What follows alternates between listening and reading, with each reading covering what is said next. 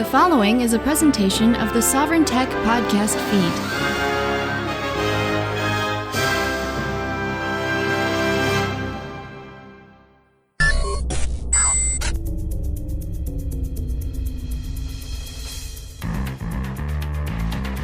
Ready for your weekly tech fix? Yeah. Want to know how technology sets us free? Oh, yeah. Yeah. Well, get ready because here it comes. You're listening to Sovryn Tech with your host, entrepreneur and technophile Brian Sovryn.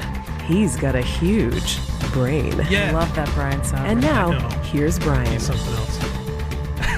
Welcome to Sovryn Tech. It is I, Brian Sovryn, with you with the nice little opening there. You got to switch it up sometimes. Sometimes you got to make things. You got to change it up.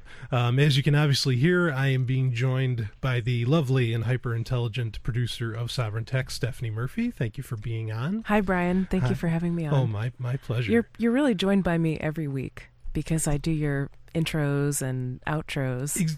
Yeah, you're always there, and that's really great. Is it really me? Is it if it's a recording of me, is it like I'm there with you every week? Yeah, I mean, when you press there's play? people who think Christ is still with them. Have you made me into a sex bot?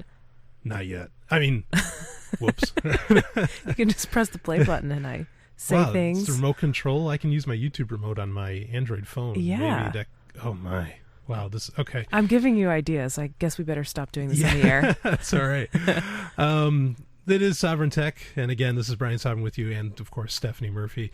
And if I sound a little funny, sometimes even the Golden Stallion of the tech world can get a little sick. So, and not in a good way, like... You've had your mouth on too many microphones. That's probably what it is. So because you and I are just coming off of doing Free Talk Live on Sunday, as we always do, along with our partner, the beautiful Mark Edge. You think Mark is beautiful? He's a beautiful man. Are we gonna have to talk about this more? No. Mark and I have already settled it. And okay. He's married. And, yeah. Too bad. I know.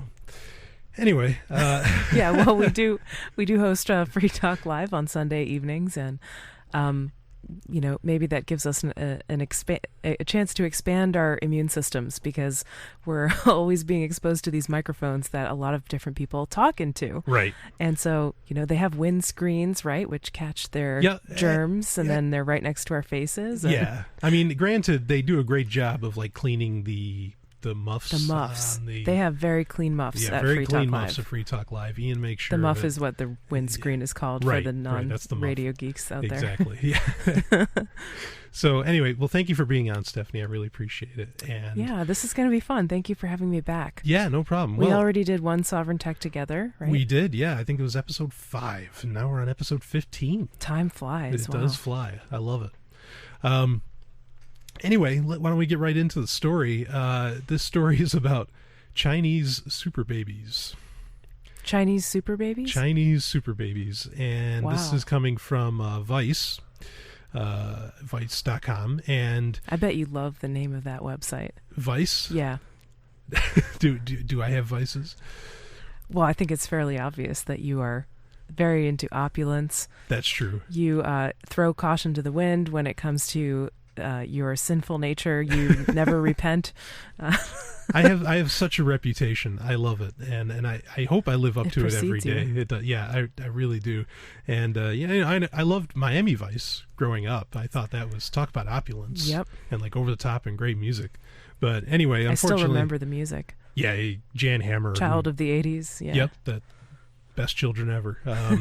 But yeah, Jan Hammer did the music for that, and that stuff was absolutely classic. He also did the music for the movie Knight Rider 2000, but anyway, that's getting off topic. So we have these Chinese super babies in the story from Vice. Do we have them yet? Alex Aurora. No, we don't have them yet. Not yet. We may not, but anyway, There's a plan. There is a plan, and the article is called "I Gave My DNA to a Company in China so they can manufacture genius babies." It's not exactly news that China are setting themselves up as a new global superpower, is it? While Western civilization chokes on its gluttony like a latter-day Marlon Brando, I don't think it chokes on its gluttony. Yeah. See, I read this article, and I just want to issue a forewarning to all of our poor listeners who are going to be hearing this, because I previewed this article, and Yep. actually I read it on my own show, Pork Therapy, last week. It was kindly suggested by Orion. She's a listener, so we want to just say hi to her. Yes, absolutely. She's great. But I read the article, and I was kind of disappointed to realize that it had sort of a anti-China flavor to it. It had this sort of sentiment that you hear a lot in the U.S. Of like, oh, the Chinese, they're this really scary global superpower. They're going to outcompete the U.S. and then we're all going to lose our jobs and we'll all be speaking Chinese or something like that. Yeah, or they're going to invade and it's, quote, Red China's going to take us over, you know. The Chi-Coms. It's that rhetoric. And I just don't, I'm sorry, I just don't buy it. No, I don't either. I know a lot of people of Chinese descent or even from Taiwan or other parts of Asia. Yeah, actually, I love Taiwan. Beautiful place. But I've never been there, but it seems pretty cool to me. And in fact, I've just for the past 5 years, I've worked with, some Taiwanese people that were, great. Speaking of which, if any of our listeners don't know, you are now Dr. Stephanie Murphy, and I did not. I mean, that's why I'm having this article here, because I have a doctor with me. I have a PhD. Yay! Which is great. That's right. I just recently received my PhD, and it's in biochemistry. For my PhD thesis project, it involved doing neurosurgery on mice and then testing a new treatment for Alzheimer's disease. And it was like a mouse model of Alzheimer's disease. Incredible. That's the last 5 years of my life in a nutshell. Wow. Yeah. Well, so you're the perfect person to have for this. And we have an update to this. Go ahead. Yeah. Sorry. I just wanted to finish with the thing about China. Like you hear this sentiment a lot, like there are people in America who don't want to buy Chinese made products because they'll say, oh, it's the cheap Chinese stuff and they use slave labor and they are terrible people. And most of that is not true. But most of it isn't true. And even so, if you want to help people in China improve their standard of living, buying products from them is a great way to do that, right? Because it enriches people there.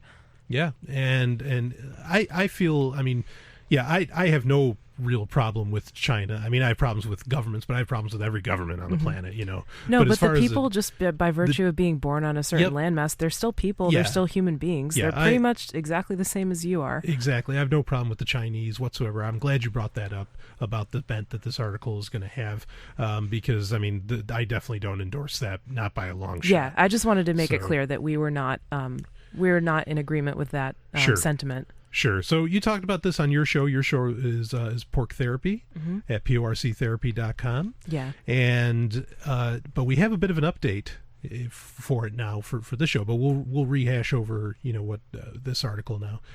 And pretty much what's going on. Let's see. There's a company in China, right? It's called, what is it, BGI or something? Yep, BGI Shenzhen. Hey, that's pretty good. I remembered it. I'm looking at this article right now.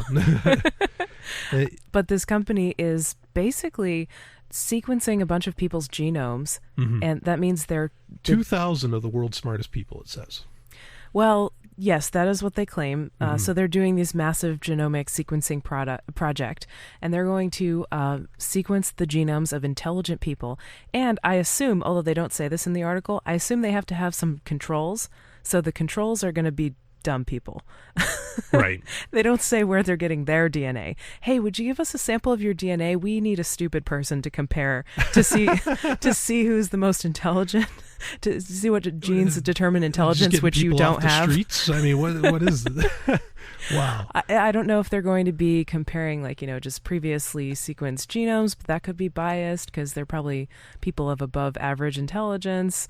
I still think we don't know who the original human genome sequence was. Right. As I understand, people speculate that it was Craig Ventnor, from Celera Genomics, which was the private company that was competing with the NIH to the U.S.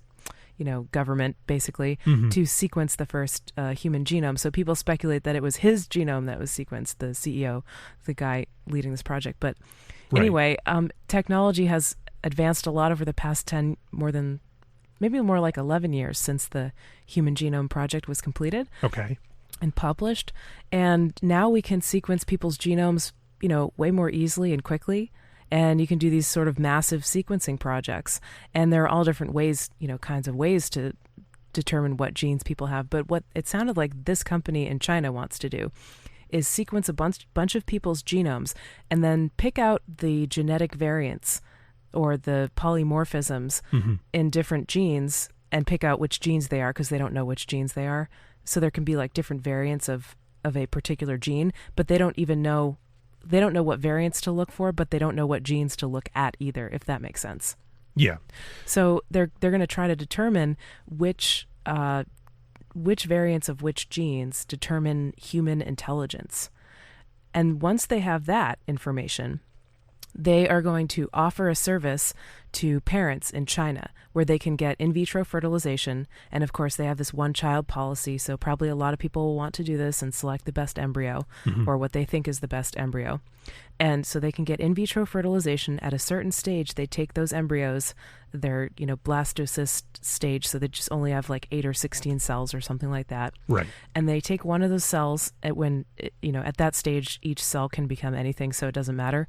And they just take one of those cells and then they genotype the embryo. They pick out, which gene does it have.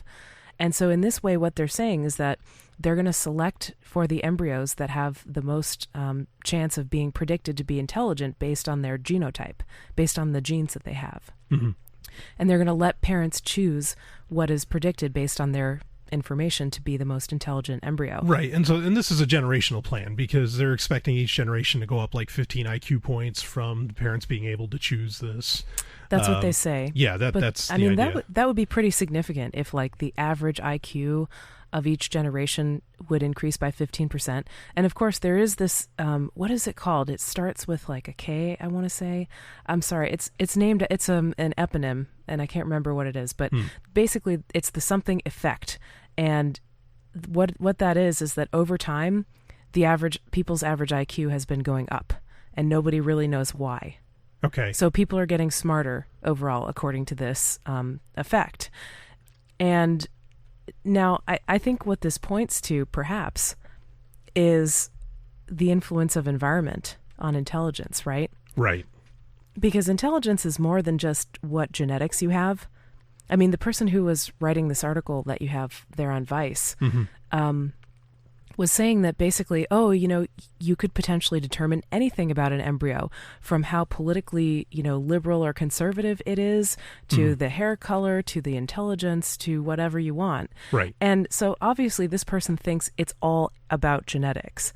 And to a certain extent, there is some evidence that shows that there are certain genes that are correlated with, personality traits, on the Myers-Briggs scale, or things like resilience when someone encounters trauma, how quickly do they recover, right. or even things like how politically liberal or conservative people are. Right. I mean, that's kind of scary when you think about it, that there is evidence that certain genes are associated with political beliefs. So but some people are born status. I think they've only looked at sort of within the status paradigm. Oh, okay. Okay. I don't think anyone has ever attempted to find a gene that is associated with liberty, right. or the love of liberty. Right. But if they ever find it, I guarantee that you and I will have it, Brian. And probably a lot of people who listen to this show will have it too. Well, go ahead. But the thing is, the things like personality traits or intelligence are not solely determined by genetics. The environment that somebody grows up in and their experiences have a huge effect on them, and they shape the person who they become. There's also there's a genetic basis for that too. It's called epigenetics, where right. The expression of certain genes can be sort of turned up or down like a volume switch like the slider on the mixer board that we have right here in the studio can be turned up or down. And that's hardwired, that's encoded on your DNA based on environmental things that you experience. Right. Now, see, this is kind of like what came to my mind was that who are they actually getting this from, and what is like their gauge of intelligence? Because, and I think you mentioned this when you talked about it on your show on Pork Therapy. I think you might have even quoted me, but I was like, if they're just getting people from academia, they're just getting the hard workers. They're not getting the brightest people in the world. You know what I mean? Or at least not guaranteed the brightest people in the world. Because myself, I mean, I've been around a bit, and some of the smartest people I've ever met were not even close to being in academia. Yeah. They in fact, maybe they were so smart they knew to kind of stay away from it, because yeah. it wasn't for them. Yeah. And these guys are like surf bums and all this stuff, and you could talk to them, but they would tell you, I mean, they could explain special relativity to you like there is no tomorrow. They could lay it all out. They could lay out string theory up to 11 dimensions, the whole business. They can tell you all this stuff because honestly, they read all day. Yeah. Or they're just hanging out or whatever and just figuring out things just by seeing them and experiencing them. And they have the space to be creative, right? Yeah. Like they're not confined within this academic environment. I mean, I guess that gets at the question of how is intelligence most appropriately defined, right? Does it have more to do with creativity? Does it have to do with reciting facts? Does it have have to do with problem solving or the ability to put information together? Does it have to do with memory? Yeah. I mean, I'm sure all of those things factor into it, but it's really hard even for me to come up with a very concrete definition of intelligence. Right. And even there's that famous book by the Harvard psychologist who suggests that there are multiple different types of intelligence. I want to say it was 6? something like 7 or even I know 11 what you're talking about. different types of intelligence. Yeah. And so somebody might be very socially intelligent, right? Like they know how to communicate very well. They know how to get along with other people, relate to other people. That their IQ in that level, in that axis might be very high, right. but they're not interested in math, right? Yeah. Or somebody might be might love solving puzzles, but they don't like languages. Yeah. And so China has a very black and white view of what exactly intelligence is. And well, I think we have to remember it's not the Chinese government, right? It's this company, BGI. Okay. They are in China, but they don't represent all of China, right? No, right. And they don't represent the government, but they're probably hoping for a government contract. Yeah, well, the article does say that since the 70s, a lot of people in the government have been wanting to not manage the economy. They've been wanting to manage society, and people. And this is part of that, making them smarter. So while not directly using the word eugenics, like perhaps the United States did 100 years ago, the idea is kind of there in their government, I think. And yeah, well, if you think about a country as a tax farm, which a lot of people do, right? It's sure. like people, slaves produce more when they believe that they're free. And so that's what governments do. They've found a way of enslaving people, but they're kind of like free-range slaves because they believe that they're free to earn money and they can keep most of what they earn, but right. A lot of it ends up going to taxes. And so I'm sure that the Chinese government would love to have more intelligent people who produce more. Sure. And maybe in that sense they would be glad to select for the people who have the hard-working gene. Although I think probably a lot of that is also cultural. Yeah, I think that could. But they would probably love to have people who are more productive so that they can bring in more tax revenue from them. Yeah, absolutely. And now, but they're not the only ones. This is the update, and apparently Armenia is looking into doing this as well. They're wanting to make their society smarter. Their people smarter. But apparently in this case, they just want to make them do mandatory. They wanted to have mandatory chess taught. I mean, it sounds absurd when you think about it, right? When you just hear it. But we've got a follow-up to this story that actually it was also given to us by Orion. So thank you, Orion. Hear, hear. And yeah, she just finds the best show prep. I really like her suggestions. Yeah. But yeah, this is also from Vice, why Armenia is more likely to engineer super children than China. And, this author is saying, instead of trying to genetically engineer the children in Armenia, the country is going to institute this policy, the government is going to institute this policy where there's mandatory chess for 2 hours a week every week for 2 years in 3rd and 4th grade. And of course, that's leading up to I've heard this for years that, people that play chess, and I think there's some truth to it because chess isn't a game that's straight ahead. Chess is a game where you have to think 3 moves ahead at least, and that does create a certain degree of thinking. I can believe there's that. Some logic in there too. Yeah, so I think Armenia's chances of getting a smarter society are probably better than China's. In fact, I think the article made that claim. They're going for the nurture instead of the nature, right? Exactly. Like it's if you think about it in that frame, right? Like the nature versus nurture. Right. But I think what all of these people are missing, and this really bothers me actually, is if they want to teach children logic and if they want to make more intelligent children who have a greater sense of well-being and are more creative, happier, more productive individuals, parenting, why there's there's a correlation between spanking and IQ. Right. There's a dose-dependent effect of physical violence used on children that when they are hit or spanked, the more that they are hit or spanked, the less intelligent they become. And it's dose dependent. So like if you beat your child a little bit, they become a little bit less smart than children who were not beaten at all. If you beat your children a lot, they become a lot less intelligent. Sure. In terms of IQ. And so, I mean, there is actual research that already shows that. And the fact that nobody's focusing on the effect of parenting on the intelligence of children, or even certainly nutrition. Governments wouldn't want to, like the Chinese government, the Armenian government, they wouldn't want to look into, wait a minute, we're not going to teach them punishment and rewards, Right, because then they might produce, free-thinking children who would rebel against the government. Who might say, wait a minute, why do I have a government? Yeah, exactly. So, yeah, it's just like, oh, let's, ignore the most important issue or the most important, probably, determination of children's intelligence, not only their intelligence, but their happiness. Sure. And let's force them to play chess. I mean, that's just kind of maddening to me.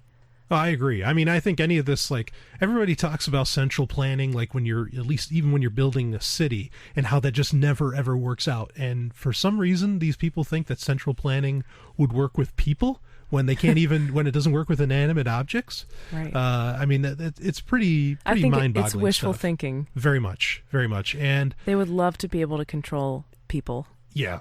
And, and it just, to me, it smacks of military style training, where they got to break the individual down, where everybody's got to do. I mean, public school itself kind of does that, I think. Yeah. But this is just taking it to the next level. Oh yeah, very similar to the military or jail. Or jail. Yeah, it's all systems of control. It all works out the same way. But this is amazing that Armenia is doing it too. And I wonder. I mean, on a low level, is it safe to say that the United States, like with public schooling, is trying to, create like a. I mean, like they're trying to do social engineering. Yeah. Did you stop because it popped into your mind that everybody says, "Oh, the American public schools are just dumbing people down"? Is that why you that you sort hesitated? Of thing. Right. Yeah, because I got that too. So I mean, if they're trying to do social engineering, which it seems pretty, if they're trying to do social engineering, either it's working really well because the goal is to make people who are just obedient and not very creative and not very free thinking. Right. That's what a lot of people say. Yeah. That the goal isn't to make intelligent people. The goal is to make people who follow orders well. And that's pretty scary, right? Oh, sure. Or it's working very poorly if they're trying to make intelligent folks. I gotta say, I wonder if it's working. When I think about it sometimes, I wonder if it's working poorly because just when I was in school, how many kids went off to detention and had ISS and OSS and all this stuff because they just didn't care? So, I mean, it almost created rebels. Anyway, we'll be back with more. This is Sovryn Tech.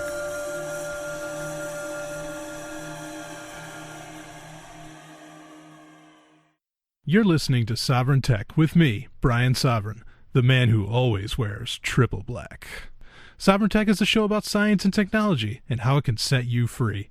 Remember, Sovryn Tech only endorses businesses and products that we genuinely believe in and support ourselves. If you have a product or website that you would like to have reviewed, you can email the show at sovryntech@hush.ai. Please keep in mind that the reviews on Sovryn Tech pull no punches. Thanks for listening. Tech Roulette. Want to play? Oh, it is time for Tech Roulette, and I do want to play. I am joined today. This is great because I'm joined today by a biochemist, Dr. Stephanie Murphy. Who's that? Oh, it's me. Also, you have so many titles now because you're also the lovely and hyper-intelligent producer of Sovryn Tech. I like that one the best. Yeah, thank you.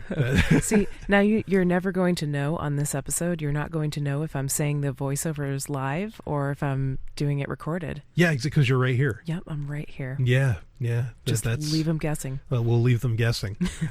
So because I do have a full-fledged biochemist here, and safe to say a neurosurgeon. So On mice. But you could even say mice are more difficult than humans because they're smaller. Yes. Yeah, maybe not as many connections. I don't know, but anyway, they're a little. Yeah. the hardware is a little bit. It's version 1.0. Yeah. So we're doing a little more sciencey show today, even though in the past a lot of times I'll do shows that just seem like they're pure science more than they are technology, because Sovryn Tech is a show about science and technology and how it can set you free. And this article is from Slate, and it's The Secrets of Breast Milk. Oh, that sounds really fun. Yeah. I'm glad you picked this. Yep, and it's by Nicholas Day. And this came to us from our friend Katie, right? Yes, it did. Thank you, Katie. Yeah, she knows all about milk. She does. She's a doula. Yeah. Which is a birth coach. Yep, the real deal. It's, I love it. Sovryn Tech has, at the moment, it may be somewhat of a smaller audience, but it is the most intelligent audience, I think, that I definitely. Yeah, it's fantastic. Anyway, we'll get right into it here. When we come out of the womb, we make our way. Wait, hold on. We have to make some breast jokes before we. We have to make breast jokes. Yeah, okay. like we got to squeeze every last drop out of this article. We will. I mean, this is the breast show I've ever done. Oh, whoops. Yeah, well, the cream is going to rise to the top in this episode. That's right. Definitely. In fact, actually, we're getting picked up. We're on LRN.FM, but I think we're going to get picked up on KTIT, which is K. Whoops. I was not expecting that. No, that's not an original on my part. Some listeners may know what that is, and if you do know what that came from, email me at sovryn.tech@hush.ai. Anyway, okay. Okay, I think we can start now. I think we can start. If you want to milk some more out of this, then, just say your puns on the way. That's right. We'll try and squeeze this article in here. When we come out of the womb, we make our way to the breast. Cool. We enter the world knowing we're mammals with milk on our minds. But even as grown-ups, we have never known exactly what's in that milk, or as strange as it may sound, what the point of it is. For decades, milk was thought of strictly in terms of nutrients, which makes sense. Milk is how a mother feeds her baby, after all. But providing nutrients turns out to be only part of what milk does, and it might not even be the most important part. Mother's milk is food. Mother's milk is medicine. And mother's milk is signal, says Katie Hindi, or maybe that's Hind, Katie Hind, an assistant professor of human evolutionary biology at Harvard. She also writes the fascinating blog Mammals Suck. Anyway, you can find that in the article. That's really cute. Yeah, that's a pun. Can't believe we didn't think of that. No, this article is going to suck. Yeah. When people find out I study milk, they automatically think we already know about it or it's not important. And I'm like, no, we don't know about it, and it's super important. But first, a disclaimer, please. Conversations about lactation always seem to require disclaimers, especially if you happen to be someone who will never, ever lactate. In my new book, Baby Meets World, I write about how, contrary to myth, not nursing has never been a death sentence. Hundreds of years before halfway decent formula, infants were fed gruesome substitutes for breast milk, mush bread and beer. Yeah, gross. And it's beer. That sounds nutritious. Bread and beer. All the Here you go, baby. Yeah. Let's mess with your head right from when you're born. And although many more died than those who were nursed, many also survived. Yikes. So the lesson of new science of milk isn't that formula is some sort of modern evil. It isn't modern or evil. It's that milk is really complicated and evolutionarily amazing. Here's how complicated. Some human milk oligosaccharides. Thank you. There we go. This is why I had the biochemist here. Simple sugar carbohydrates were recently discovered to be indigestible by infants when my son was nursing, whose oligosaccharides. By the way, those are like a sugar. So there can be sugar molecules. Mm-hmm. Sometimes they're by themselves, and sometimes they're linked with other sugar molecules. Okay. So, for instance, and we've paused for me to look this up, so some biochemist I am, but I just wanted to make sure this was correct. Sucrose, which is, just common sugar that we're all used to, is actually a disaccharide. It's two different sugar molecules, and it's a glucose molecule and a fructose molecule, and then they're linked together by this disaccharide bond. And so oligosaccharides means like many sugars. Right. So it's like chains of sugars, like many different sugar molecules all linked together. Okay. Usually those are like fibers or different carbohydrates from plants. They can be starches. And and the linkages determine whether it's digestible by humans or not. Gotcha. So, for instance, something like fiber that comes from a plant is not digestible by humans because we can't break down the bonds, the oligosaccharide bonds. We can't split off each molecule of sugar from that big, large chain of sugars. But the bacteria in our intestines can. And so that's why fiber can make you fart sometimes. Gotcha. Because the bacteria are eating it. Yeah, so that's what the article's saying, is they weren't meant for the baby, and they were meant for the bacteria in his gut, which thought they were delicious, like you were just saying. Yeah, so that's really important because babies, from what I understand, babies get their gut bacteria from their mother and from their other family members. And then they're colonizing the baby's gut, and that's really important because bacteria do all kinds of jobs inside the guts of humans. Mm-hmm. Actually, when we're adults, we have like 10 trillion bacterial cells in our bodies, but we only have 1 trillion human cells. Right. So we have like 10 times more. Of course, the bacteria are smaller than our cells, but we have more of them than we have of us, which is crazy. So they're a huge part of our bodies, and having food for them, that we can't digest, but they can, to help them grow and establish a colony inside the baby's gut is probably super important. Yeah, in fact, that's what the article says, is that mothers are not just eating for 2, they're actually eating for 2 times 10 to the 11th power. Yeah. Because they have to feed all those intestinal microbials, whatever. And bugs, right. And that's what's meant by milk serving as medicine, and that's only scratching the surface. So breast milk satisfies all that amazingly. Okay. Behind primarily studies the food and signal elements of milk. The signal is in the form of hormones that are exerting physiological effects in the infant, she explains. Infants have their own internal hormones, but they're also getting hormones from their mother. They're binding to receptors in the babies, and we're just starting to understand what those effects are. Hind works with rhesus macaques. Those are a kind of monkey. That's it. I mean, I could probably figure these words, but like with my nose stuffed, it's a rough one. Anyway, okay. And she's tracked the effects of the hormone cortisol in their milk. Cortisol is often thought of as the stress hormone, but its function is far more varied. And Hind has found that the amount and especially the variation of cortisol successfully predicts how the infant macaques go on to behave. It's a stunning finding. The composition of early milk seems to mold infant temperament. But, and here's the twist, the males, which are more sensitive than the females, roughly the more cortisol, the more bold and exploratory the male rhesus macaques were. Rhesus macaque. Rhesus macaques. Monkey. Such sex-specific variations in milk, possibly, quote-unquote, programmed by the placenta during gestation, may be common. Now, that's weird. Yeah. I want to stop on that. So basically, they're saying that the milk can affect the behavior of the baby. Based on gender. And that, yes, and that there's a sexual dimorphism in that males are more sensitive to the levels of cortisol than the females are.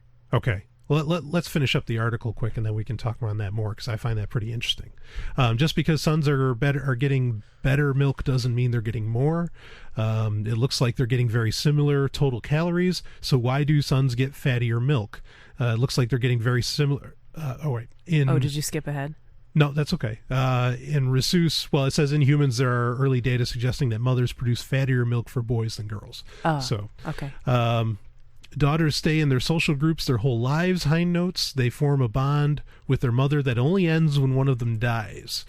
So it might be that mothers are nursing their daughters more frequently, and that helps establish this bond. In contrast, the sons end up leaving the group, and fattier milk means they nurse less often, which means they can spend more time playing with strangers, developing skills they'll need in later life. The milk, in other words, reflects and cements the social structure of monkeys. Okay. So they're saying that for male children of these monkeys, the milk contains more fat, and that they're nursed less frequently than the female monkeys. So that they can go away. Yeah, because the males are going to go away. So that's really interesting to me. I hope they're not trying to say that translates to humans, because I wasn't aware of anything like that. Yeah, there's a book out there, there was a very popular book that said something to the effect that boys go and explore, and girls stay home and all this stuff. And that got refuted, I thought, pretty well, at least on a psychological level. So, but that's what's kind of concerning me, is that this is saying no.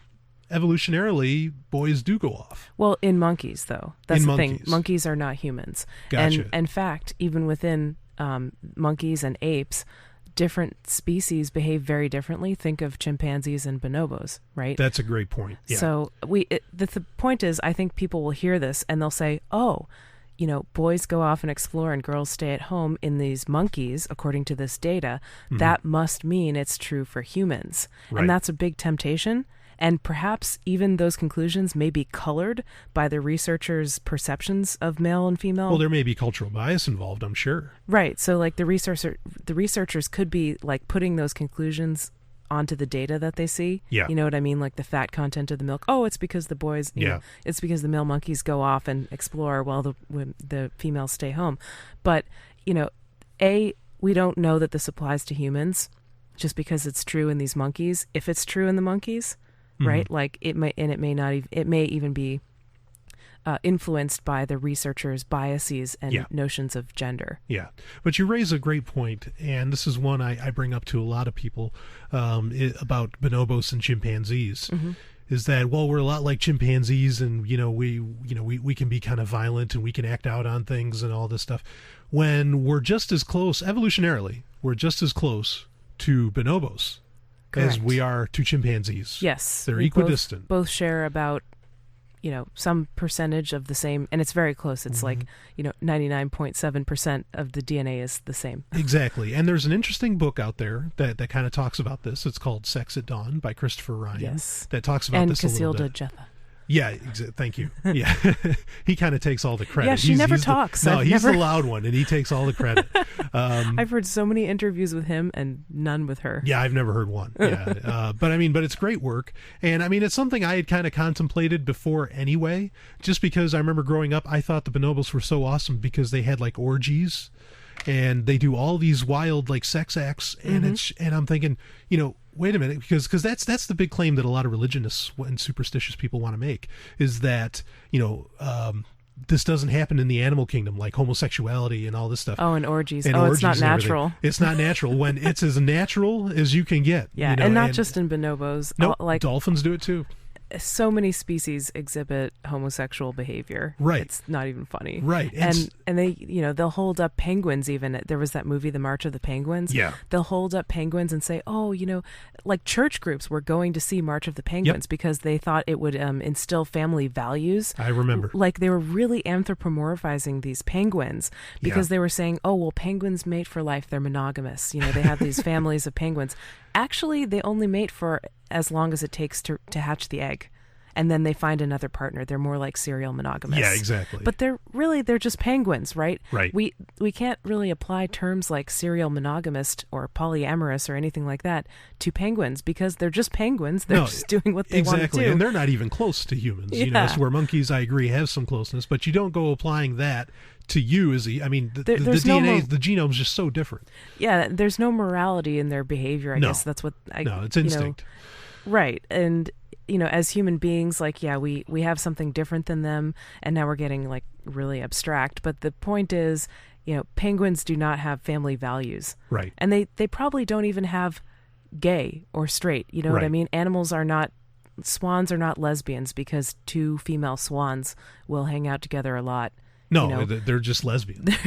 And they are, or at least a lot of them will be. Yeah. Right. But I don't think animals are gay. I don't think animals have an orientation. They're just doing behaviors. Right. They don't have an identity that's associated with that. Sure. I guess that's what I'm trying to say. Sure. And people have this big temptation to say, oh, these animals are gay.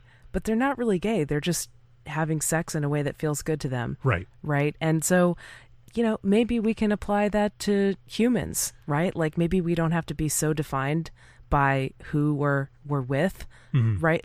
There were supposedly these ancient, human cultures that just didn't have gay and straight or bi. They just, they had sex with whoever they wanted, right? They were pansexual. Pretty much, yeah. Like they didn't define themselves by who they were attracted to. Right. And so I think that's interesting. Yeah, no, I agree. That's an interesting point. But I mean, the thing that that I want to get at is that, okay, so let's say monkeys do this. Well, okay, take again the chimpanzee and the bonobos. The chimpanzees can be very violent, no question about that. But then the bonobos aren't violent, right? Like almost to just they're very peaceful. Where they're not at all, and they show empathy. Right. Even younger monkeys, younger bonobos, they'll comfort their friends if their friend falls or something. Right. So if you're going to compare, which one do you compare humans to? You see my point? Right. Are you going to compare it to the violent ones or the peaceful ones? Now, myself, I mean, this is a little off topic. Myself, I think if we are close to some kind of animal, we're far more like the bonobos are than we are like the chimpanzees. I don't think violence is natural at all. And I question, a lot of this study saying that, this is why humans, they naturally do these gender roles are normal. Yeah. Or they naturally do this violence when, right. I think we as human beings, and this turned into a huge conversation, which is great. It's really interesting. Good. That's the Sovryn Tech. I think as human beings, we have the capacity for violence, but we also have the capacity for peace. Yeah. And probably a lot of which direction we go depends on our experiences and the things that we see. Like humans are incredibly adaptable, and we adapt to the environment that we're in, especially as young people. Sure. And so if we encounter a lot of trauma and violence in our young lives, we're probably going to go more that direction as adults if we're not consciously working on it and trying to be more peaceful. And personally, I feel that's all nurture. Mm-hmm. And nature, by nature, I think humans are peaceful. I don't. But don't you think they have the capacity to kind of go either way? They do. Yeah. But I mean, but you're not, I don't think that you like a baby comes out and a baby just instantly wants to stab you with a knife. No. I don't think so what either. I mean? But there's people who say it's like, I was born for war, and all this stuff. And I think that is absolute crap. Yeah. And I don't have any other way to really say it. Yeah. I mean, I personally would love to think of human beings as closer to bonobos rather than chimpanzees. However, I think that, the evidence that I see shows that we have the capacity to be more like either one. Right. Depending on largely on our experiences. Sure. But we also wonderfully have this rational mind where we can choose what we're going to do with our lives, and we can choose we can think, we can be rational, and we can choose how we're going to live our lives. Yeah. And we can heal from trauma, and the things that we experience in the past. Absolutely. And I think we can choose that really every day. I feel like I have to do this almost every episode now, but there's an episode of Star Trek called A Taste of Armageddon from the original series.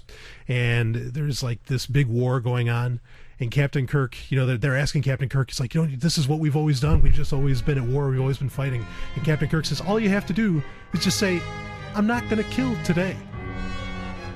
And that's it. And that can just stop it. But anyway, instead I'm going to have wild monkey sex. That's right. That should be added to it. And Kirk would do that. Are you ready?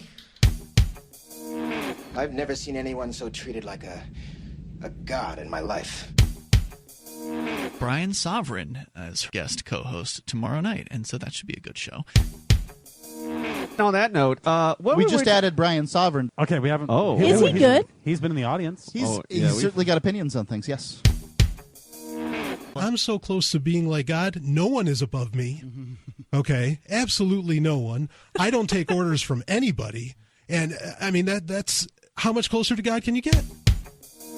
Is there anything he doesn't do better than everyone else? Oh, that's just his way of talking. He's one of the best. Break it down.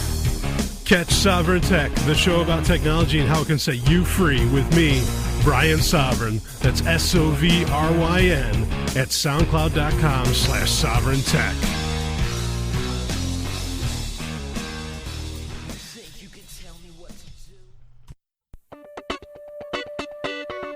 Wow. It's a website of the week. It is time for Website of the Week. This is Brian Sovryn with you, joined by Stephanie Murphy, Dr. Stephanie Murphy. Which one am I? You're both. Okay. And well, never mind. I won't go into that. I just had a thought in my mind of two of you, and anyway. That's, yeah. Yeah. We'll save that for after the show. Okay. You're kind of in the dark with a lot of this because you're sort of helping me a little bit on the fly, and so I haven't shared everything with you that we're going to talk about in this episode, but that's fine. And oh my, are you going to pull a surprise on me? No, nothing that great. Anyway, but it is Website of the Week, where I discuss a website, that I find interesting, intriguing, whichever. And obviously, any of these things that we talk about will be linked to in the show notes. You can go to soundcloud.com/SovrynTech or SovrynTech.com. Or, of course, you can go to Google+. You can go to gplus.to/SovrynTech, SOVRYN. Anyway, this week's Website of the Week is really, really interesting. And Stephanie, I recommend you check it out later because it's a lot of fun. And it's by Google, and it's called How Search Works, From Algorithms to Answers. And it's this whole animated, it just shows you, okay, this is how Google does what it does. When you go to google.com and you put in, you put in your search, whatever you're looking for. I guess it works like this even if you type in porn. And who would do such a thing? I know.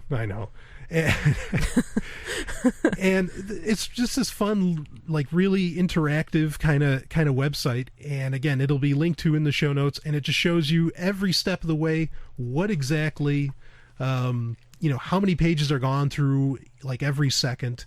And it talks about that it searches the web. It searches over 30 trillion individual pages and is constantly growing. Yeah. So when you type in something in Google and you get those answers instantaneously, it has searched 30 trillion individual pages in that time. Wow. And so how can it possibly show you how it's working? I don't understand. Well, it has like these nice flash animations, this web page, and like it shows like this line bouncing around back and forth, and it's kind of tough to explain, but I think it's great. And is that I want really people how to see it. Is that really how it works, or is it like an artist representation? It's an artist representation. They did something similar a little while ago for Gmail, but it explains everything just how it all works.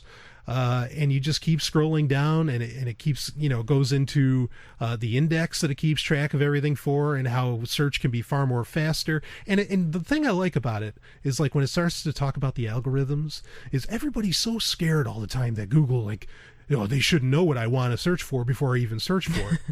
But they're going through 30 trillion sites. It's like, give them a break. Let them know, what you're looking for. Make it easy on them, for crying out loud. They're giving you this tremendous service.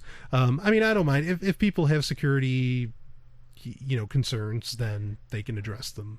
But I remember people were pretty freaked out several years ago when Gmail started to become popular. Right. When it would put ads on the sidebar based on what was in the text of your email. Yeah, there is, and I will let people know, I will let my listeners know, there is what's called the Google opt-out cookie. Yep. Which will eliminate the ads. Or at least it'll make the ads just random, and it won't be something, they won't be searching your searches, essentially. But this is it's a fun little web page to look at, and you just keep scrolling down. So much to read, very interactive. There's little videos you can watch and pictures. I'm picturing, and all this stuff. Let me Google that for you, so I'll have to check this out myself. That's right. So anyway, we'll be back with more Sovryn Tech. This is Brian Sovryn and Dr. Stephanie Murphy.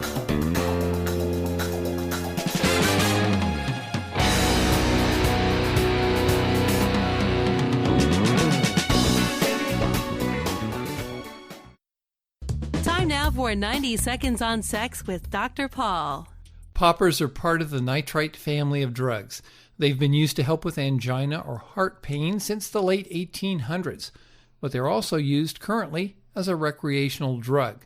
Now, some men and women take them while having sex. Poppers cause the smooth muscles in the body to relax, including those around the vagina and the anal sphincter. Now, this helps if you're trying to accommodate an incoming penis or even a fist. And they make it easier to have rough anal sex, but that can also increase the chances of getting HIV. Poppers create a brief warm and relaxing feeling throughout the body. Some people say that poppers make them feel hornier, and they make orgasms feel more prolonged and more intense. They can also cause temporary erection loss, serious headaches, and low blood pressure, And there's a recent report in a medical journal about possible vision problems in a subset of popper users. Now, poppers originally came in small glass vials which made a popping sound when people snapped the stem off, which is how they got their name. Genuine poppers could be among the safer recreational drugs, but like all unregulated substances, you never really know what you're getting. Now, poppers can be fatal if swallowed instead of inhaled, and they can cause burns on the skin. Poppers shouldn't be mixed with other drugs. For more, visit 90secondsonsex.com.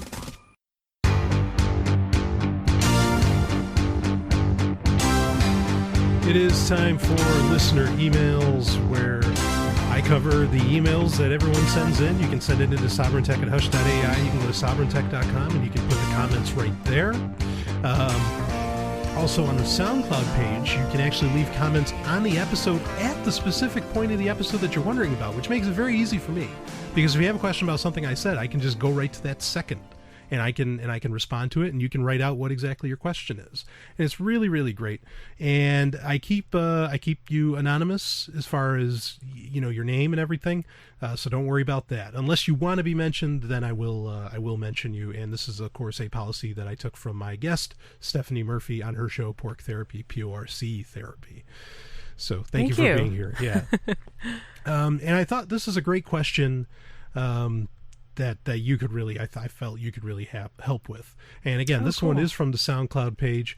And the question is, I'm very interested in the discussion about the ethical implications of eating meat.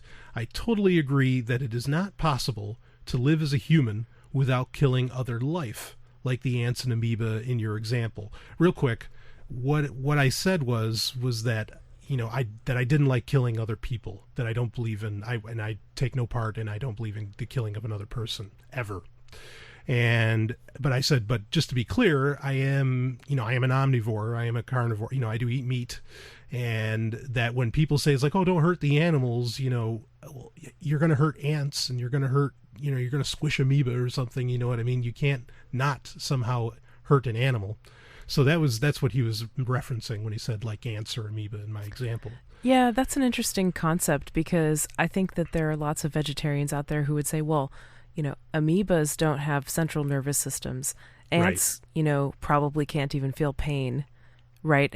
And so when you're talking about something like a cow, which has a brain and a spinal cord and it can feel pain, you can't argue with that.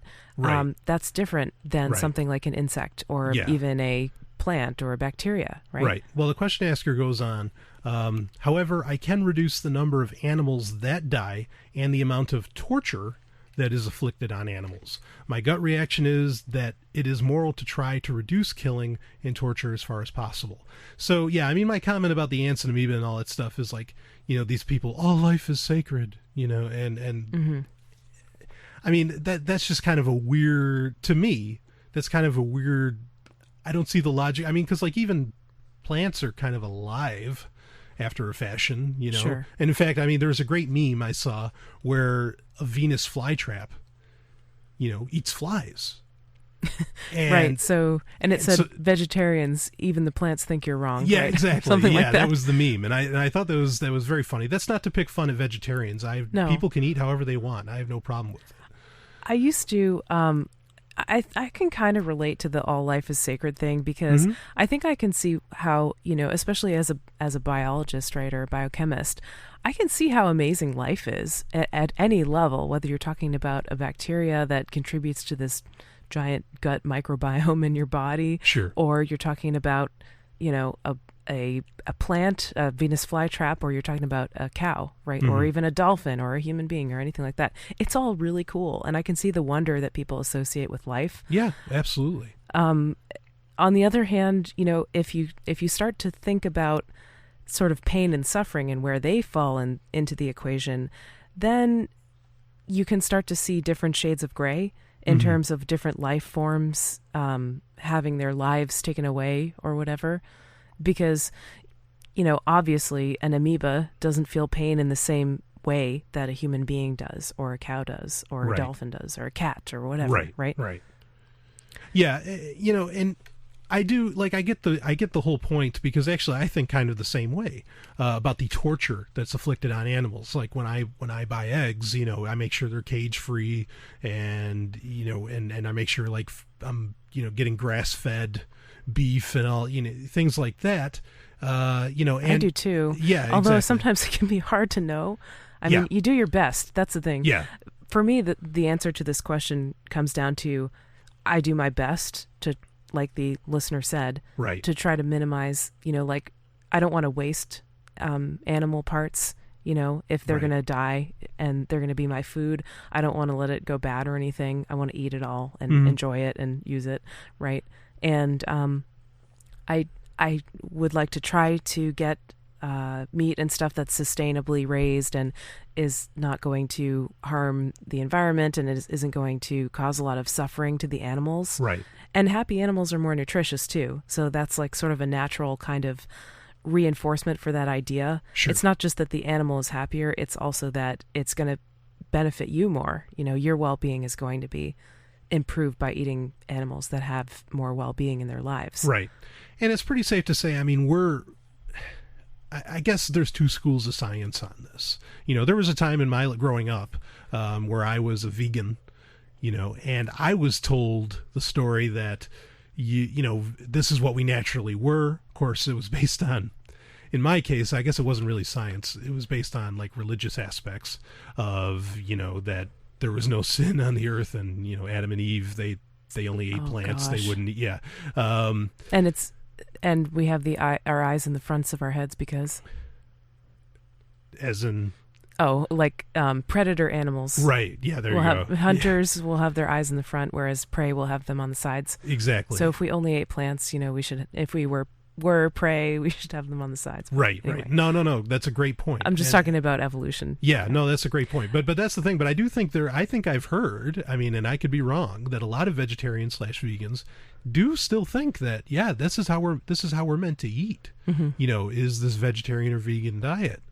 And it's pretty clear to me from anthropology and from the evidence. I mean, the evidence is all over our bodies, right? From the shape of our teeth to the position of our eyes, right, to everything about us, to our digestive systems.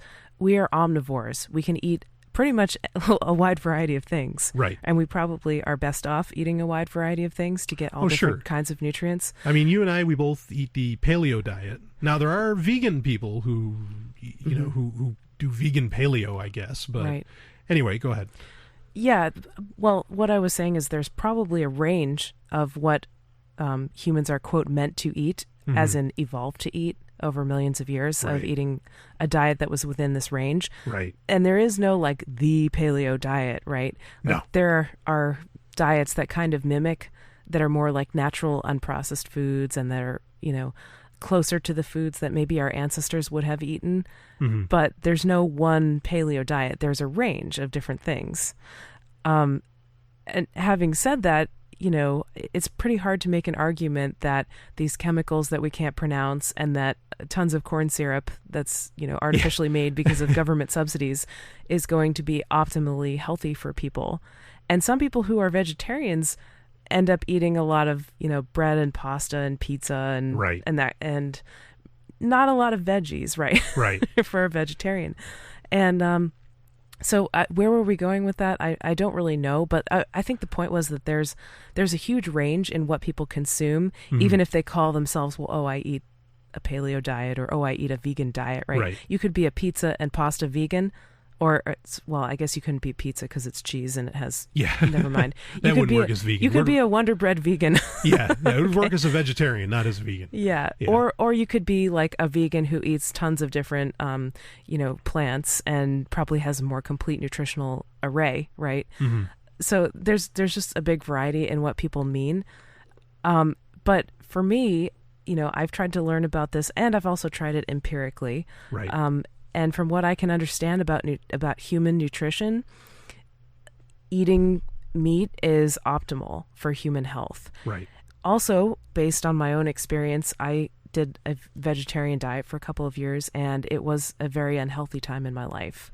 And I tried really hard to get all the nutrients. I was eating peanut butter and eggs, and I was eating, not vegan, vegetarian, but I was trying to get all these protein sources from different foods, and it just didn't agree with me. I mean, the physical effects, if I look at pictures of myself from that time, are startling. Yeah. Just totally different look, kind of like losing my shine to my skin, and my hair kind of fell out and got different textured. It was very obvious. Yeah. And now on a paleo diet, I feel and look completely different. Well, and you look fantastic. I mean, I suppose that's anecdotal of me to say, but you look great. I appreciate that, Brian. And you do too. I think you look very healthy yourself. Yeah. Which is really attractive. Actually, I can kind of say the same thing, is that, thank you, is that, I have pictures of me when I was a vegan/vegetarian. It kind of shifted here and there, but I'm 6'1". I've been 6'1" since I was 12, and I was as thin as a rail. I mean, it was so bad. Yeah. And I look, it looks you lost terrible. A lot of your muscle mass. Yeah. And then I started eating meat when I got a little older, and boom, suddenly, everything just started to fill out. And I even had, I had a woman say, wow, Brian, when did you get looking like that? Because everything just, there's more muscle mass, like you were saying. Right. And muscle is what gives us shape and definition, and is adding to our human sexiness. And our ability. And our health. Sure. It's very important for our health. And so what I hear both of us saying, Brian, is that, we can experiment with our own diets, and yes, it's one person, it's N of one, but for us, what worked for us was not vegetarianism, and probably not veganism either. Like, if vegetarianism didn't work, it's probably veganism is not going to either. Yeah. Oh, well, and you were a vegan, of course. I was just a vegetarian, but that didn't work for us, and it was very obvious that it didn't work for us. And so, at least for people like us, our well-being hinges on being able to access meat. Sure. Right? And so perhaps that creates somewhat of an ethical conflict if we would like to minimize the suffering of animals, if we care about that. But, I think that there's a lot of wisdom in the idea that our first responsibility is to take care of ourselves. Yes. Right? If we're not healthy, if we're not happy, then we can't do anything. Right? What's the point of living? Right? Right. And so we really have to make sure and ensure that we meet our own needs, and meet our own needs. Of course, it's a pun there, but if we eat, plenty of fat, and our brains are working really well because they work really well on fat. Maybe. And humans are evolved for that. Yeah, exactly. Humans have evolved for that. It's different than monkeys. Right. Maybe at our peak evolutionary condition, with our peak diet, whatever that may be, we could figure out ways to not kill animals in the future, if that's a big concern. But we've got to be at our best, to be able to do that sort of thing. Yeah, and, I think we can reconcile that, like that need for our taking care of ourselves and being optimally healthy and happy. It doesn't mean that we have to go around slaughtering animals wantonly and leaving the carcasses to rot in the sun or anything like that. It means we can be conscious about it, and we can try to do the best we can with, the situation that we're in, which is that we have to get meat from living animals. We can't grow it in dishes yet or anything like that. And who knows if that would be very nutritious anyway or very tasty. But, but so we can kind of try to help ourselves while also doing the least damage, I guess, as possible to animals, if that's something that we that's the point. About. I mean, I think it is important to, or not important, it depends on the person. But I mean, for myself, I like to leave as little bit of a, notch on the ecology as I can. I don't want to, just as much as I don't want anybody taking up my space, I don't necessarily want to take up their space, you know what I mean? And that goes for all kinds of, not just humans. So it's important to think about and where you're comfortable and where your happiness lies within all of that. But yeah, I did want to get to like the point that no doubt about it, we were, in my opinion, we were designed to eat meat. Yeah. One last point. Sure. I would question, the person who finds animals more important than themselves, who is willing to sacrifice their own well-being for the well-being of animals. Great point. Their self-esteem. Great point. We'll be back with more. Got an energy spike. Launch. In the third age of mankind, an age plagued by an evil empire that seeks to destroy humanity, it is our last, best hope for peace It is Babylon 5. All fighter squadrons launched. Get us out of here. Return fire. Oh, freeze them. Watch Babylon 5. You can watch Babylon 5 and experience the greatest show in television history. See the entire series completely free by going to thewb.com/shows/Babylon 5.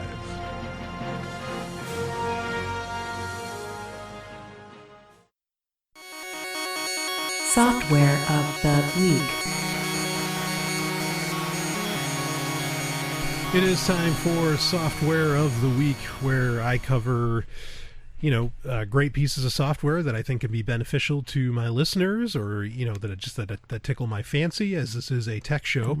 Oh my, yeah, tickling the fancy. And I am joined, as you just heard, by the lovely and amazing Dr. Stephanie Murphy. Thank you for being on. Hi. Thank you, Brian. Yeah, always a pleasure to. You've been on the show before, and it was great time. So, and hopefully you'll be on more in the future too. Yes, I would love that.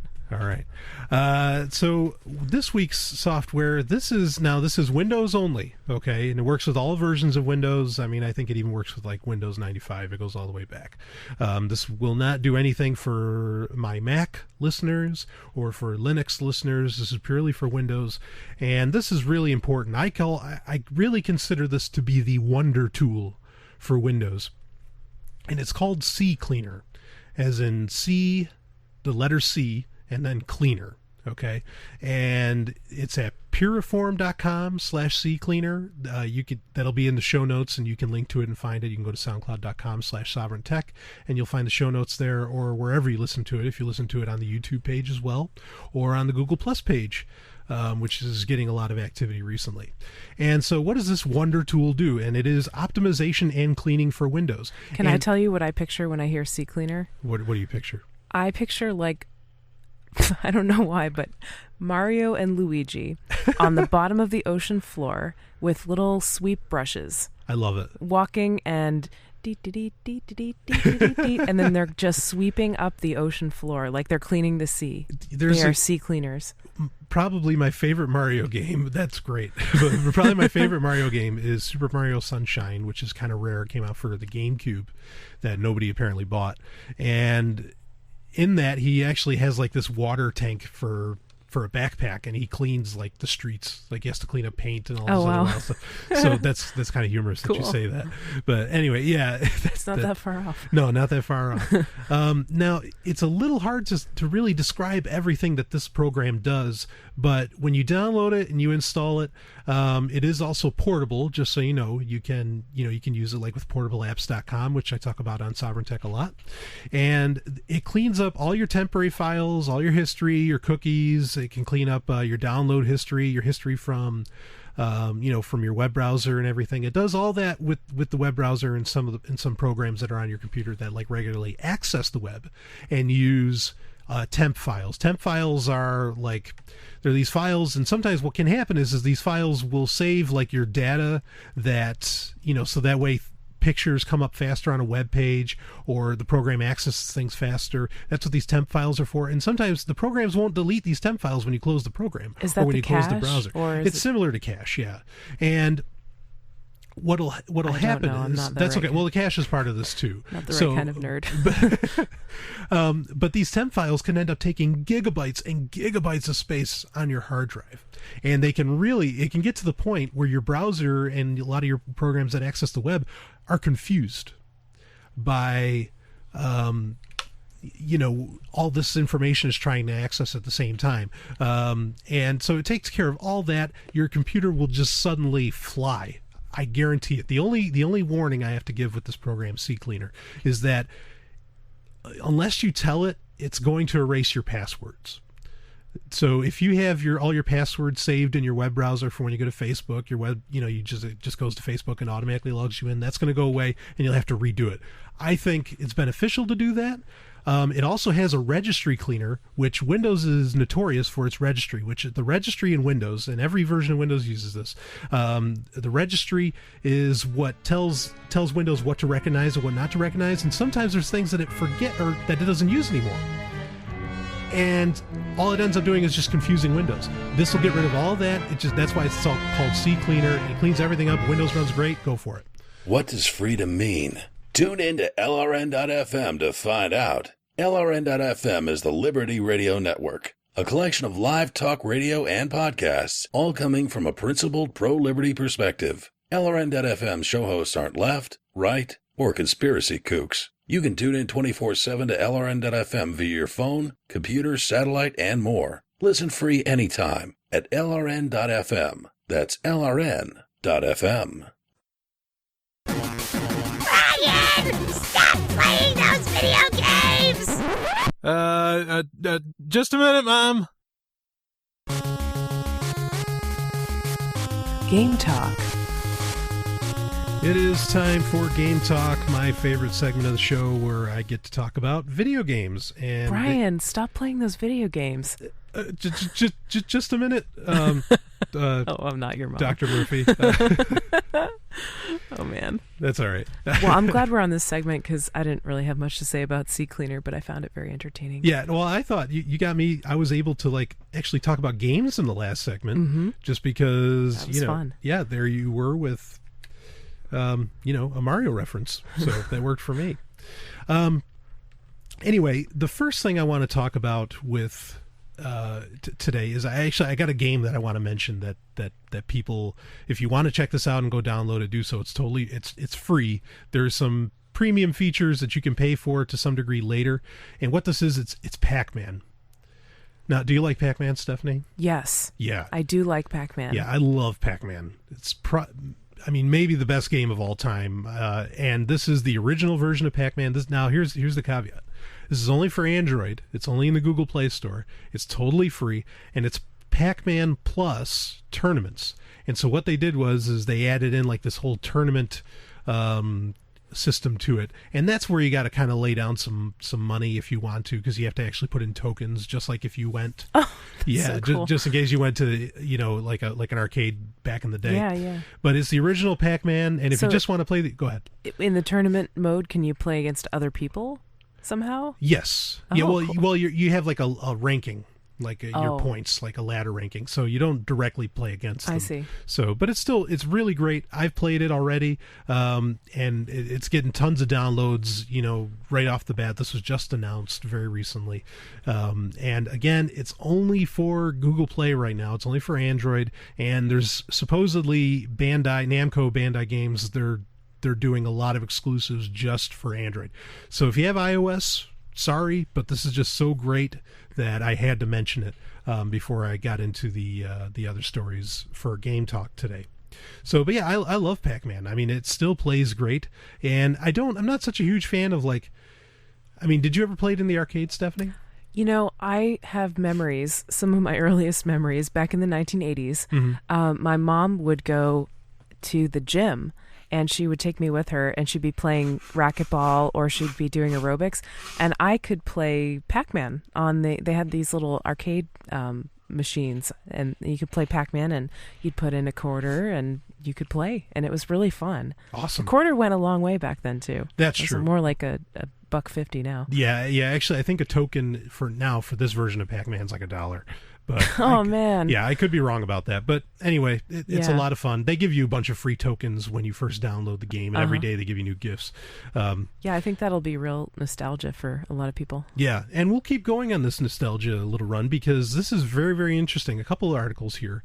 And this is from The Verge, and it's father hacks Donkey Kong. This is the original Donkey Kong for daughter and makes Pauline the heroine. Now, interestingly, nice. Donkey Kong, the hero is Mario. Mm-hmm. Okay, a lot of people may not know that. The hero is actually Mario. This is the first Mario game. Everybody thinks it's Super Mario Brothers. It was actually Donkey Kong. Mm-hmm. And it's all about Mario trying to save his girlfriend Pauline. And so this father, I'll read a little bit of the story here. When Micah saw the disappointment on his daughter's face when she realized Pauline wasn't a playable character in Donkey Kong, he felt a call to action. Now that I get that, because today all games it's just a big deal where you can choose what character you want to play. In fact, Mario Brothers 2 was one of the first ones, and it lets you play Peach, which I thought was really great. Princess Peach. Yeah, I know, like Mario Kart, you could be pretty much any character from any of the Mario games. Exactly. And so, this little girl I don't want to be the boy. Yeah, sure. And I think that's pretty cool. So thankfully, Micah happens to be a competent developer. This is her father. And after a few late-night hours spent hacking the NES version of Nintendo's classic, he accomplished the role reversal his daughter had wished for. Mario was now under Donkey Kong's control, and Pauline was tasked with rescuing the plumber in distress. Following the successful endeavor, Micah shared some details of how he swapped the characters on a YouTube page demonstrating the hack. I think when people hear that for the first time, they're going to laugh because you can always tell when there's a gender double standard when if you switch the genders, it seems really odd. It doesn't seem like something's not right. Yeah. And like nobody bats an eye because it's a huge trope in video games of like the princess in distress and Mario is saving the male character is saving her. But when the roles are reversed, when it's the female character saving the male character, then people laugh because it's really unusual because that just doesn't happen in video games. Yeah, generally. Now there is an example, which is Metroid. Okay, the Metroid games, where you do have a character who from the get-go. Now here's the thing, though. You don't know this. Okay, you don't realize that the character you're playing in Metroid, Samus Aran, is a woman until you beat the game, and then the armor suit comes off. And she's in like this, she has like breasts and everything, and you just go, whoa.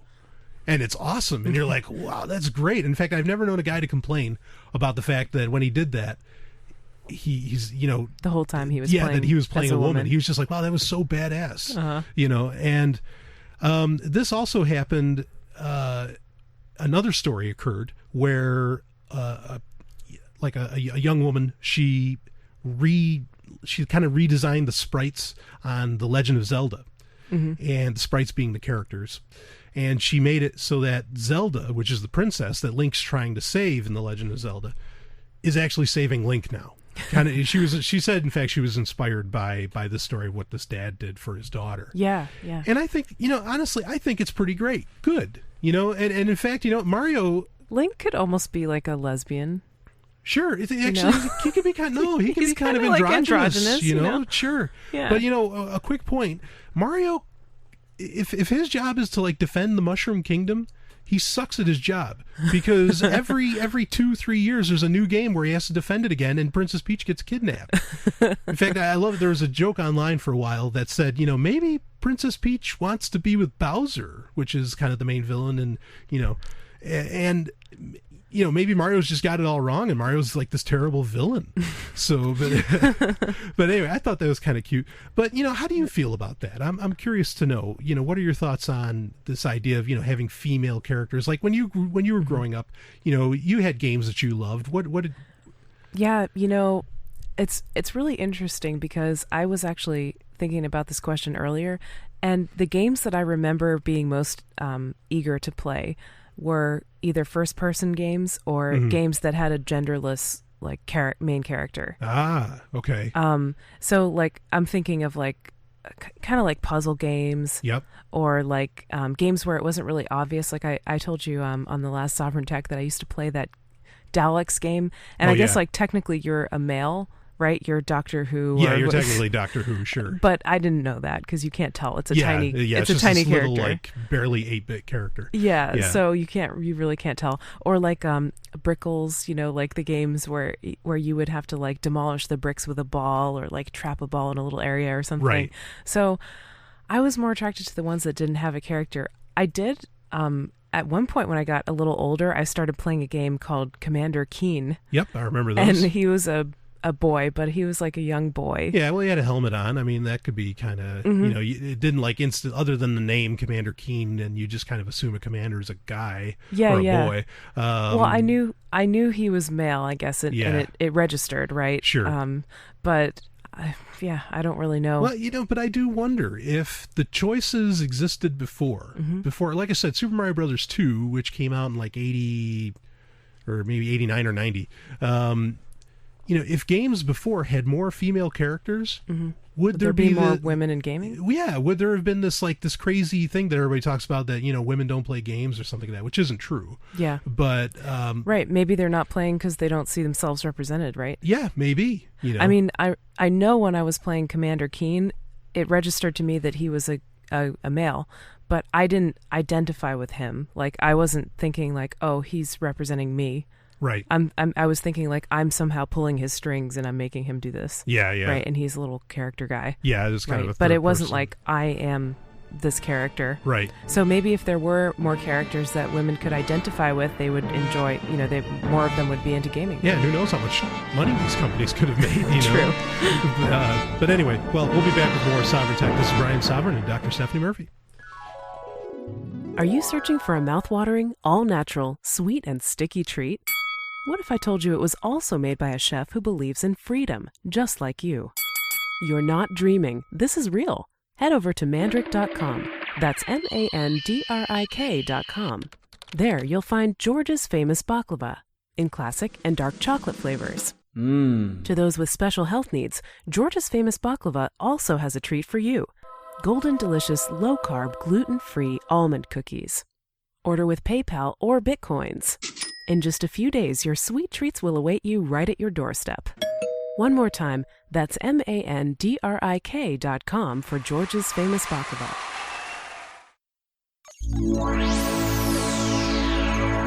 Hacker Stories. It is time for Hacker Stories, and this is where I get to talk about hackers or, really the whole world within which they work. I mean, I can kind of, this story that we're going to talk about, I consider hackers good guys, and there's a point I'm going to make at the end of this article, but I found this very, very interesting. This is something that Stephanie, today I'm being joined by Stephanie Murphy. Thank you for being on.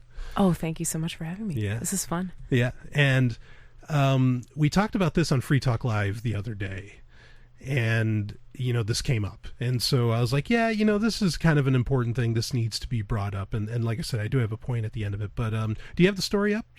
I sure do, yeah. Okay, so the headline, this is from RT. NSA Utah, quote, data center, biggest ever domestic spying lab. And it's just a recent article from the past couple weeks. The biggest ever data complex to be completed in Utah in 2013 may take American citizens into a completely new reality where their emails, phone calls, online shopping lists, and virtually entire lives will be stored and reviewed. U.S. government agencies are growing less patient with their own country every month.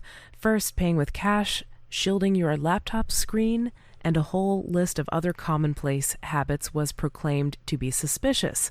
And if you see something, you are prompted to say something.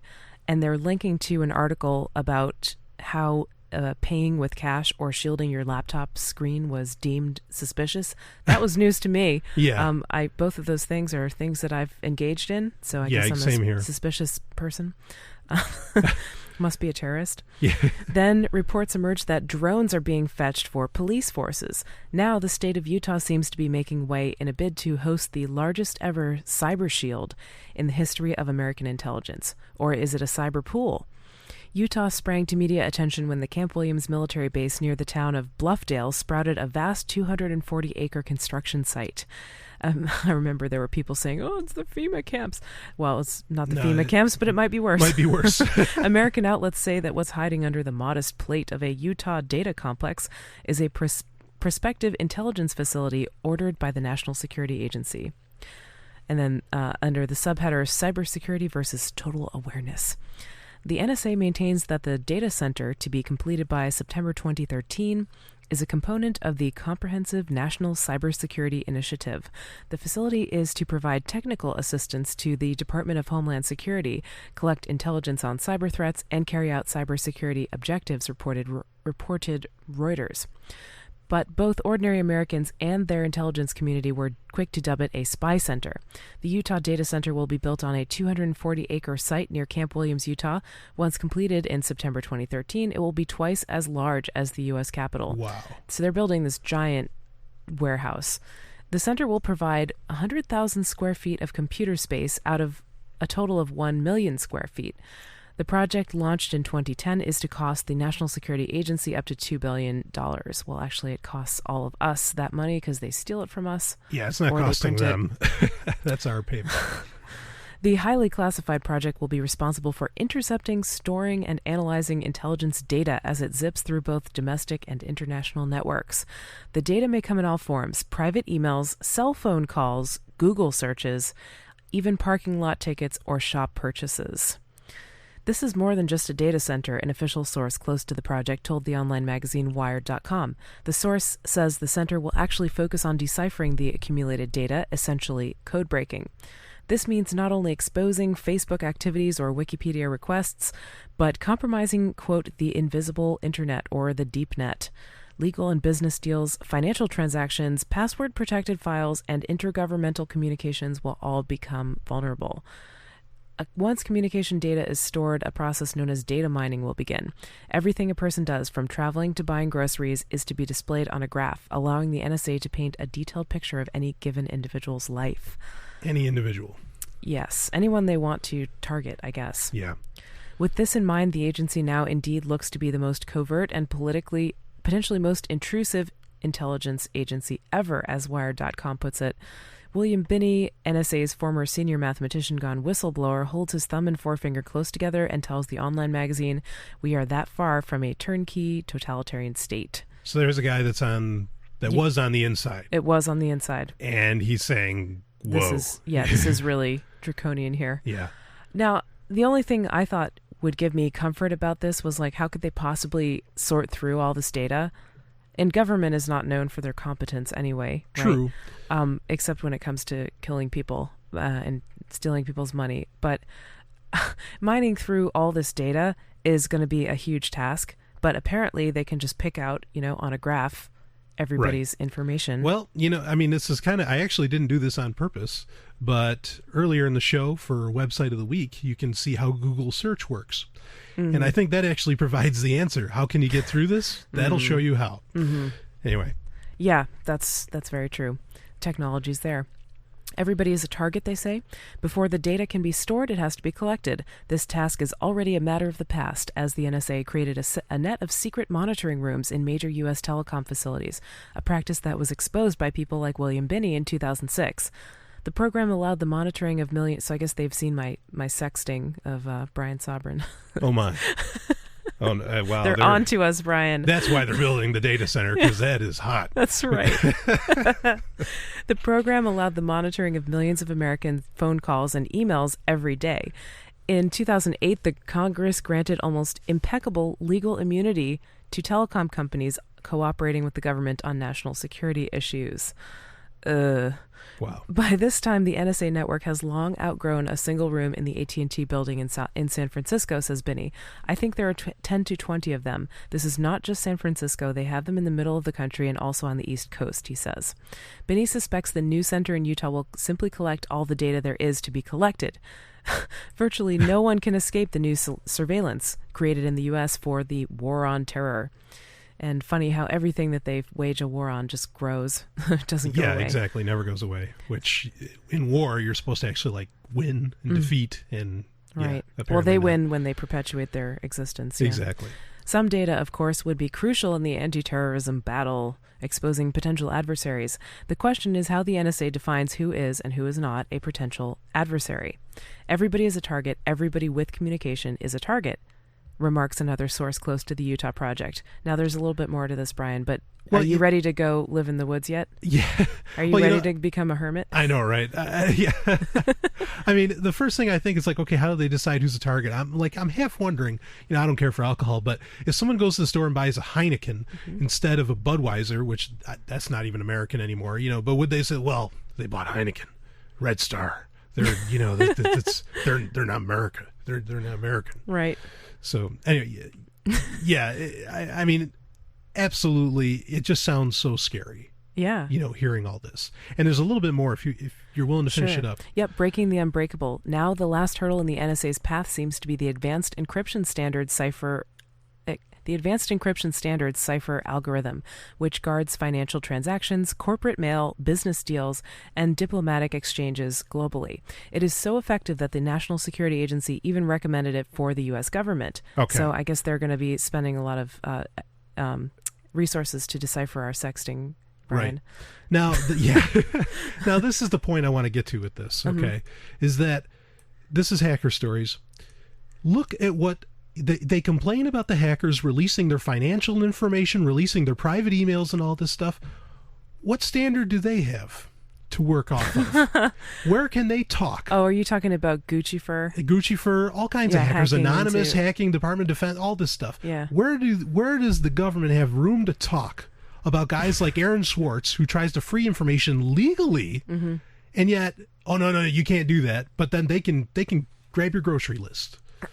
This is my point, is that even when situations, I think, where, because you have three types of hackers: black hat, white hat, gray hat. Black hat are like bad guys. Those are the guys who work for the government. Well, yeah, there's some fine lines. I consider them bad guys. Well, anyway, I mean, all these hackers, like when they say, well, I can't believe that they got Sarah, they got this person's emails and, they breached their privacy and all that stuff. Are you prepared to yell at the NSA while we're at it? That's my point, is that anytime, even when you think it sounds like a hacker did something bad, let's put it under the standard. Let's see, what's the premise? And again, would you hold that same standard on the government? This is Brian Sovryn with Stephanie Murphy. We'll be right back with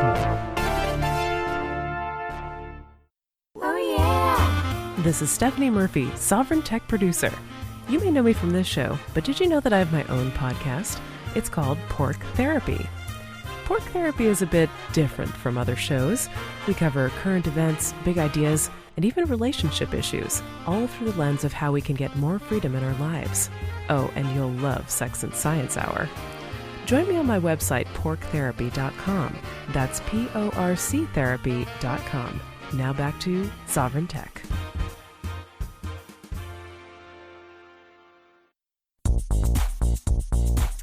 What are you doing? I can't believe I caught you again. Jesus doesn't approve of this little habit of yours. I know, baby, I know it's wrong, but it feels so right. It's amazing. Well, it ain't. Yeah. But I've been doing it since I was 12 years old. This is all you. It's nothing but a simple For anyone that perversion of nature. hasn't known that, I've announced it a couple times in the baby, show. This whole I intro, don't ever want to stop looking at tech websites, it's you talking to gadgets, yourself. video games, and just shifting software, it's or amazing. Any of that stuff. Well, then I'm leaving. Okay. Bye. Pick of the week. I love it. That's great. Yeah, we're shaking things up a little bit here on this episode. That's what we do best. That's right. Just real quick before we go into Pick of the Week, where I get to talk about pretty much whatever I want to talk about, or my guest, which my guest today, Stephanie, gets to maybe choose, but we both kind of chose this. But before I get into it, I don't want to say with Hacker Stories, I just want to really quickly add in that, I don't believe in fighting fire with fire. Okay, that like because one person looks in that the other person should look back in or whatever, as far as privacy goes. But I just want people, before they instantly go, those evil hackers, let's look at exactly who has the moral high ground here, or who has, is the morality universal between the two, and you'll probably find that it isn't. So that's my point. Anyway, it's Pick of the Week, and also something for those that don't know, Stephanie is my partner. She is my girlfriend. Really? You think they didn't know about that? Well, this is something. This show is playing in over 50 countries now. Oh, wow. Yeah, it's an over... I guess there are a few more important things going on in the world, huh? Right. And in those 50 countries, there is the chance that some of these people are just picking up as, like from just a few episodes ago when I had some fantastic international guest, Mike Elgin, the other couple weeks back. And so, if they don't know, you are, we are... We're lovers. We're lovers. We're together. Anyway, and recently we've been watching this show. It's a show I've seen before, at least most of it.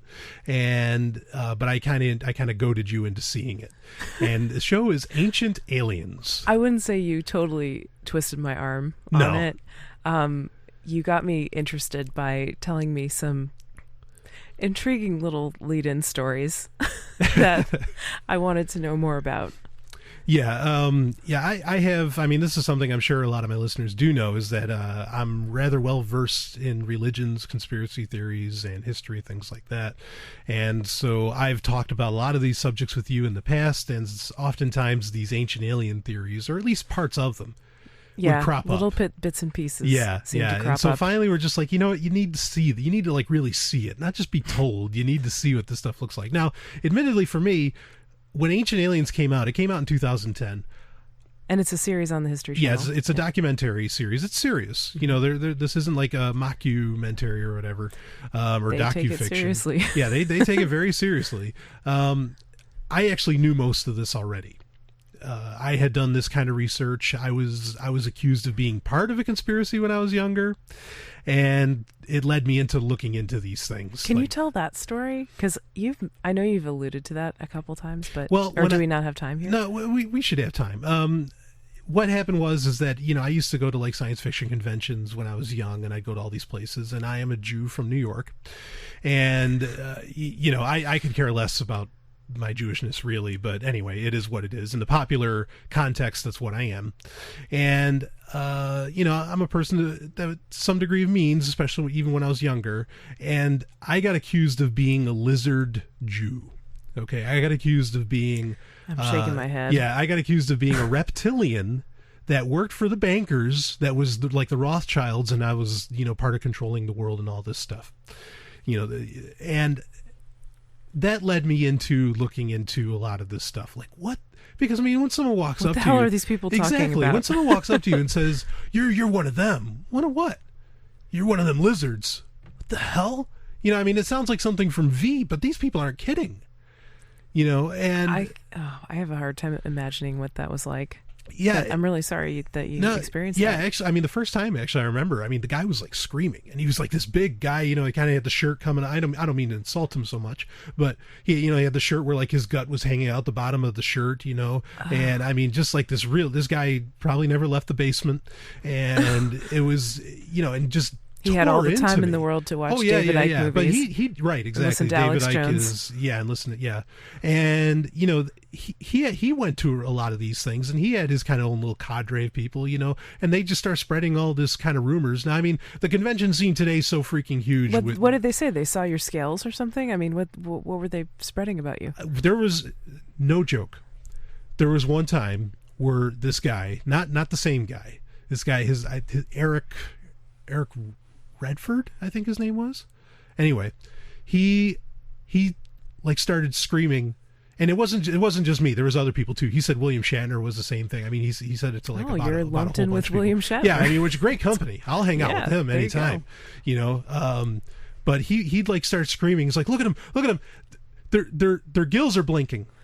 Because one of the ways you know that one of the ways that you know if a lizard person, you know, is a lizard person is that they breathe through their eyes, and so what happens is their eyelid will, you know, will go horizontal. They have a third eyelid that's clear, and it goes over their eye. It's a membrane. Yeah, that's horizontal. I don't think that's even breathing though, but that just shows the ignorance. Yeah. Of these people. Anyway, right.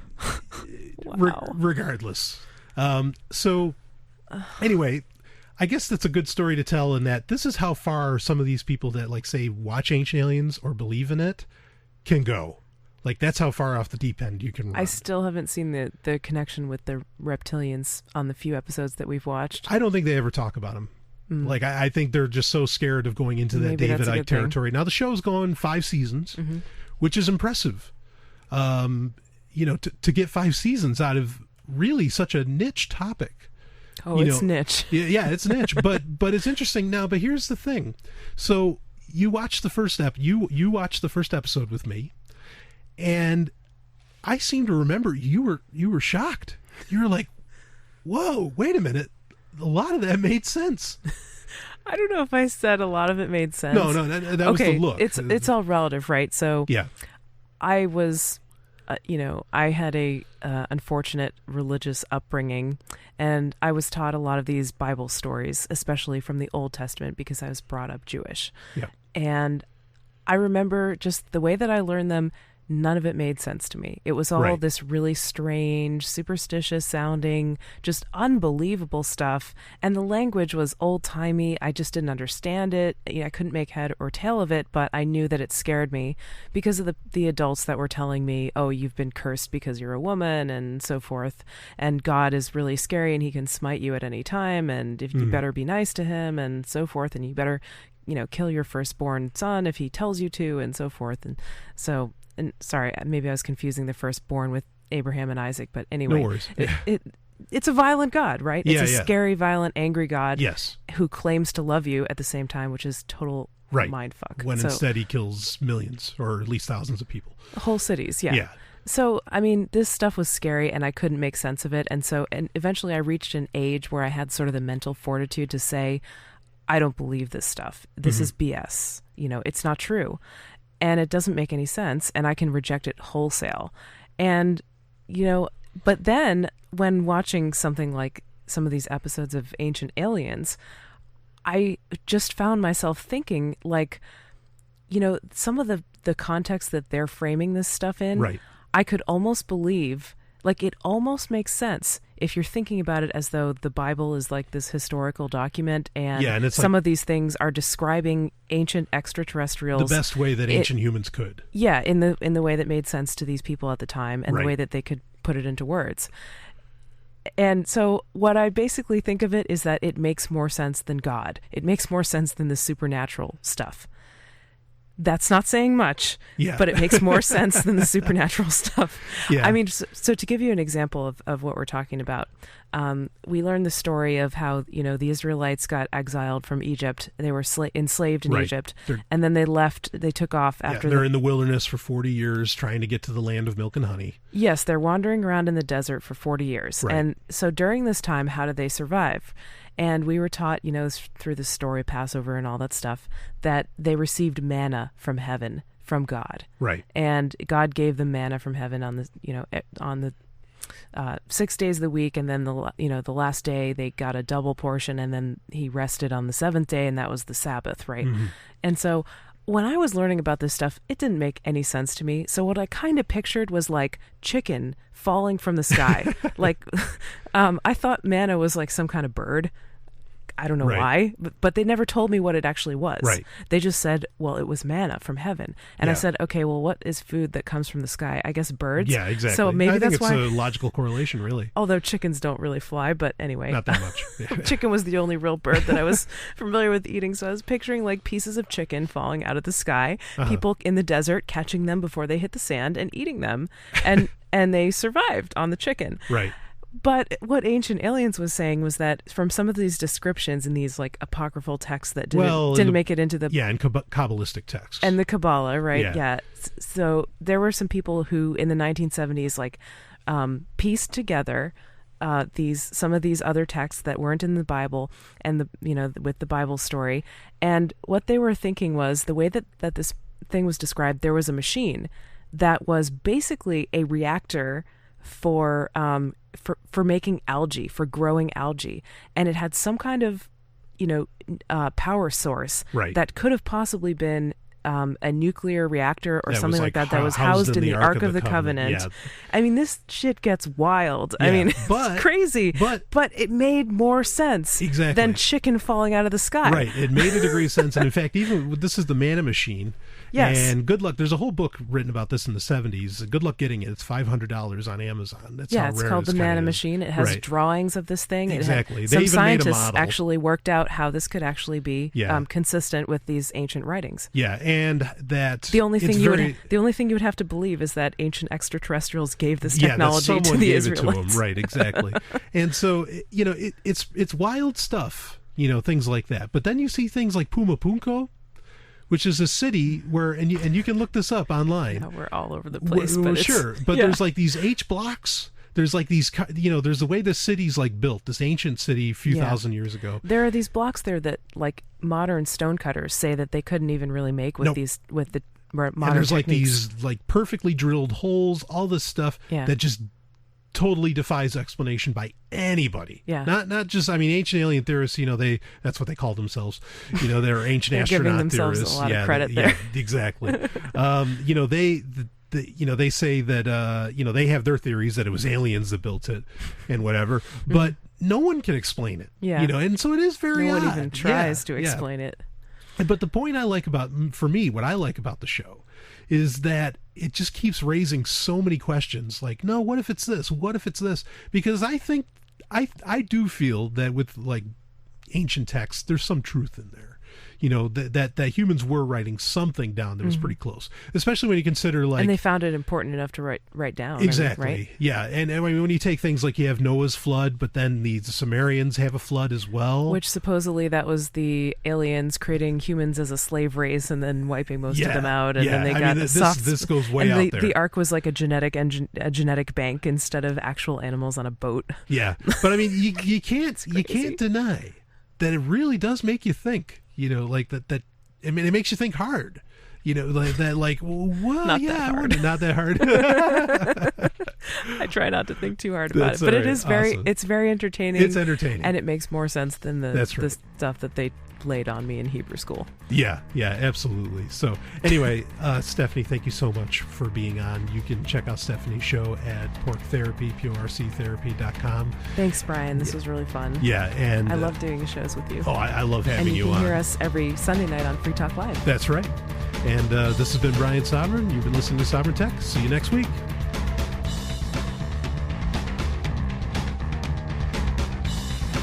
This has been Sovryn Tech. Visit us at sovryntech.com. That's SOVRYN Tech.com. There you can connect with us, see more of what you've heard on today's show, and catch our podcast feed. Sovryn Tech is open source. We encourage you to share. Later, nerds.